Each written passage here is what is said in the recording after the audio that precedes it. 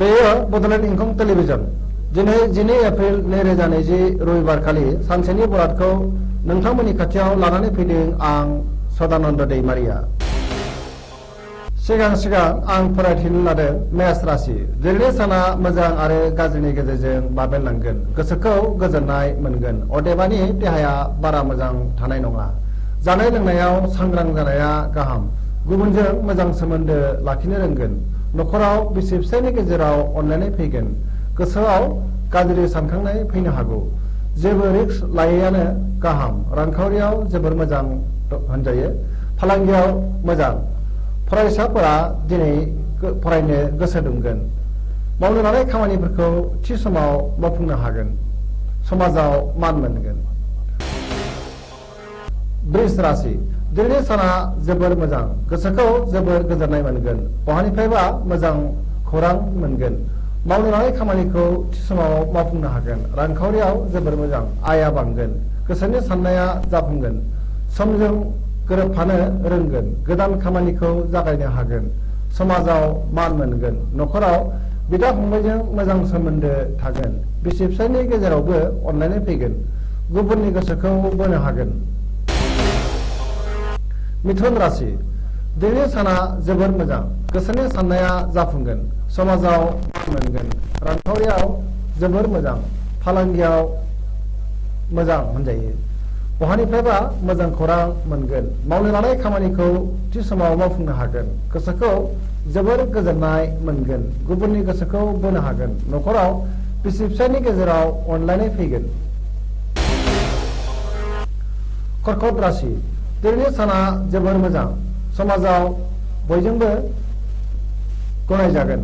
गोसोखौ जोबोर गोजोननाय मोनगोन। मावनो लानाय खामानिखौ थि समाव मावफुंनो हागोन। न'खराव बिसि फिसायनि गेजेराव अनलायनाय फैगोन। गुबुननि गोसोखौ बोनो हागोन। रांखावरियाव जोबोर मोजां। फालांगियाव मोजां होनजायो। बहानिफ्रायबा मोजां खौरां फैगोन। देहाया मोजाङै थागोन। गोदान खामानिखौ दिनै मावफुंनो हागोन। जायखिजाया बिथिङाव हाखु दाखु खालामैयानो गाहाम। सिंह राशि। दिनैनि साना जोबोर मोजां। समाजाव मान मोनगोन। गोसोखौ जोबोर गोजोननाय मोनगोन। मावनो लानाय खामानिखौ थि समाव मावफुंनो हागोन। न'खराव बिसि फिसायनि गेजेराव अनलायनाय फैगोन। रांखावरियाव जोबोर मोजां होनजायो। बहानिफ्रायबा मोजां खौरां फैगोन। गुबुननि गोसोखौ बोनो हागोन। फालांगियाव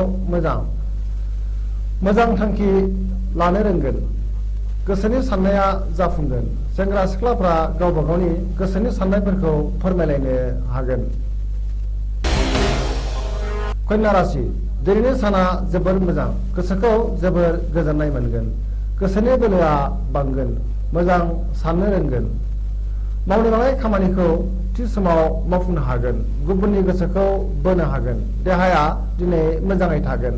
न'खराव बिसि फिसायनि गेजेराव अनलायनाय फैगोन। गुबुन लोगोफोरनि हेफाजाब मोनगोन। गोबां खामानियाव मुखुब थानांगोन। समाजाव मान मोनगोन। रांखावरियाव जोबोर मोजां। फालांगियावबो मोजां। देहाया मोजाङै थागोन। बहानिफ्रायबा मोजां खौरां मोनगोन। तुला राशि। दिनैनि साना जोबोर मोजां। गोदान खामानिखौ मावफुंनो हागोन। समाजाव मान मोनगोन। गोसोखौ जोबोर गोजोननाय मोनगोन। देहाया मोजाङै थागोन। रांखावरियाव जोबोर मोजां। फालांगियावबो मोजां मुलाम्फा मोननो हागोन। गोसोनि साननायफोरा जाफुंगोन। गोसोनि बोलोआ बांगोन। गुबुननि गोसोखौ बोनो हागोन। धोरोमारि बिथिङाव गोसो दुंगोन।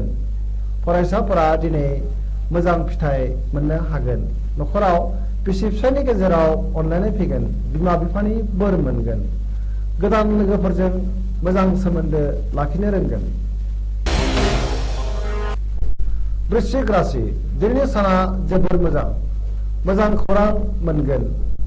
गोथों साननो रोंगोन। गोसोखौ जोबोर गोजोननाय मोनगोन। मावनो लानाय खामानिखौ थि समाव मावफुंनो हागोन। देहाया मोजाङै थागोन। गोसोनि साननाया जाफुंगोन। समाजाव मान मोनगोन। गोसोनि बोलोआ बांगोन। न'खराव बिसि फिसायनि गेजेराव अनलायनाय फैगोन। रांखावरियाव जोबोर मोजां होनजायो। फालांगियावबो मोजां मुलाम्फा मोननो हागोन। बहानिफ्रायबा मोजां खौरां फैगोन। धनु राशि। दिनैनि साना जोबोर मोजां। समाजाव मान मोनगोन। न'खराव बिसि फिसायनि गेजेराव अनलायनाय फैगोन। गोसोनि साननायफोरा जाफुंगोन, गोसोखौ जोबोर गोजोननाय मोनगोन। देहाया मोजाङै थागोन, गुबुननि गोसोखौ बोनो हागोन, मावनो लानाय खामानिखौ दिनै थि समाव मावफुंनो हागोन, रांखावरियाव जोबोर मोजां, फालांगियावबो मोजां होनजायो, गुबुननि हेफाजाब मोननो हागोन। मकर राशि दिनैनि साना मोजां आरो गाज्रिनि गेजेरजों बाबेनलांगोन, गोसोखौ गुलाय गुजाय मोनगोन, देहाया बारा मोजां थानाय नङा। जानाय लोंनायाव सांग्रां जानाया गाहाम, गोसोनि साननाया जाफुंगोन, मोजां सोलो एबा साननो रोंगोन, न'खराव बिसि फिसायनि गेजेराव एना एनि फैनो हागौ, बाङाय बुंनाया गाहाम, रांखावरियाव जोबोर मोजां, फालांगियावबो मोजां, सोरनिबा सायाव रागा जोंफ्लांनो हागौ, गोसोखौ हमथानाया गाहाम।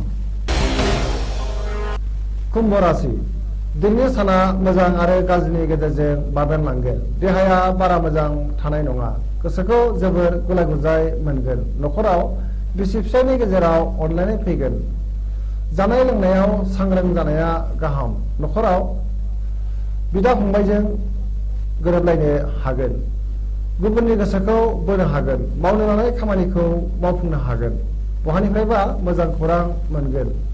फरायसाफोरा दिनै मोजां फरायनो गोसो दुंखांगोन।